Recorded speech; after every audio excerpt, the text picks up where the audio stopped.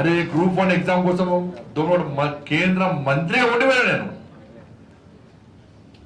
కేంద్ర మంత్రిగా ఉండిపోయినా నేను 10 నిమిషాలు ఉండిపోదాం అనుకున్నా.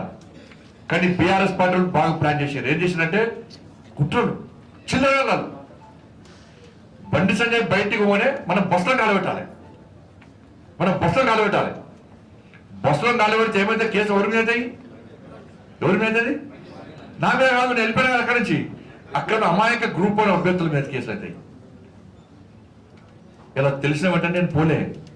3 hours 4 hours ఉన్నక్కడనే. ఇలా బీఆర్ఎస్ రోడ్ మనోళ్ళు ఎట్లా ఉడికించి తెలుసా? రోజు వచ్చారు ఒక రోజు రోడ్ల మీద ఉడికించి కేటీఆర్ అనే ఇంకా పట్ట చెప్తున్నాను. ఇంకా శ్రీనివాస్ గౌడ్ది, దాసోది, శ్రవంతి ఎట్లా ఉడికియాలో అట్లా ఆడు మన మహిళా కార్యకర్తలు అయితే చెప్పులు అందుకుని కొట్టిరు. కానీ మీరు వచ్చి బస్సులు కాలబెడతారా? కాలబెట్టి గ్రూప్ 1 అభ్యర్థులు జీవితాలు నాశనం చేస్తారు మీరు అని చెప్పండి. అరే కేంద్ర మంత్రి ఉండి పోయినా నేను తెల్లారి కిషన్ రెడ్డి గారు వేరానా? ఇలా ఏ మంత్రి వస్తుండా?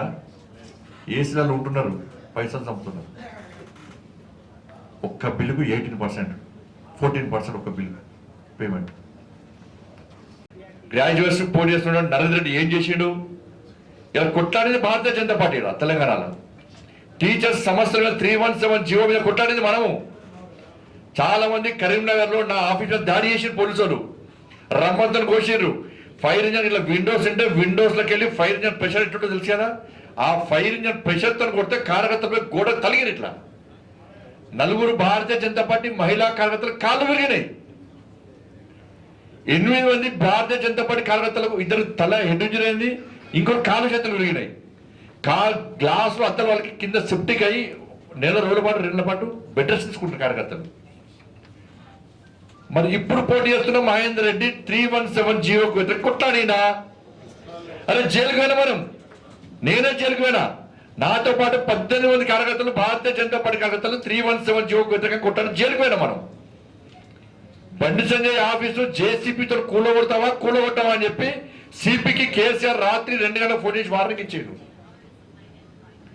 భారతీయ జనతా పార్టీ కార్యకర్తలు లాఠీచార్జ్ చేయండి, కాళ్ళు చేతులు ఎవ్వరు బయట రావద్దు, పోలీసులకు దమ్మెంతో చూపెట్టా అని చెప్పి కేటీఆర్ వార్నింగ్ ఇచ్చింది పోలీసులకు. అట్లా కొట్టిరు భారతీయ జనతా పార్టీ కార్యకర్తలను. ఆ రోజు పిఆర్టీయూ రాలే, నా ఎస్టీయూ రాలే, నా డిటిఎఫ్ రాలే. వచ్చింది ఓన్లీ తపస్ మన ఆర్గనైజేషన్ వచ్చింది. 317 జీవో అంటే చెట్టుకోడు. భార్య ఒక జాబ్ చేస్తుంది, భార్య కామన్ జాబ్ చేస్తే భర్త కరీంనగర్ జాబ్ చేస్తాడు. భార్య కాడ, భర్త కాడ, తల్లిదండ్రులు కాడ, పిల్లలు కాడ చెట్టుకోని పుట్టుకొని చేసే జీవోకు వ్యతిరేకంగా కొట్లాడేది మనం. తెలంగాణ రాష్ట్ర వ్యాప్తంగా అన్ని మండల కేంద్రాల్లో దిష్టిబోలు కాలబెట్టి కేసీఆర్ దిష్టిబోలు కాలబెట్టి ఉద్యమం చేసి కేసీఆర్ స్పందించే విధంగా చేసింది భారతీయ జనతా పార్టీ. ఇలా కేసీఆర్ గవర్నమెంట్ లో మీకు ఎందుకు చెప్తాను ఇవన్నీ నోట్ చేసుకోవాలి. ఇవన్నీ మనము ఎవరికి వారు తోచిన విధంగా పెట్టాలి. అరే ఎవరు కొట్టాడన్నా 317 జీవో వ్యతిరేకంగా కొట్టాడింది భారతీయ జనతా పార్టీ కార్యకర్తలు. మేము కొట్టాను, మేము కొట్టాను, మీరు కొట్టానంటే కానీ పార్టీ కొట్టాడింది. అరే కొట్టాడింది మేమన్నా. 317 జీవో కొట్టాడు జైలుకు పోయింది మేమన్నా. లాఠీ దెబ్బతిన్నది మేమన్నా. ఇలా జైలుకు పోయింది మేమన్నా. కాళ్ళు చేతులు ఉంది, మా కార్యకర్తలు విరిగినన్నా. A union వచ్చిందన్నా? అందుకే ఓటు ఎవరికి వేస్తారో ఆలోచించుకోండి అన్నా. దయచేసి మాకు ఓటు వేయండి అన్నా. ఇది కొటేషన్.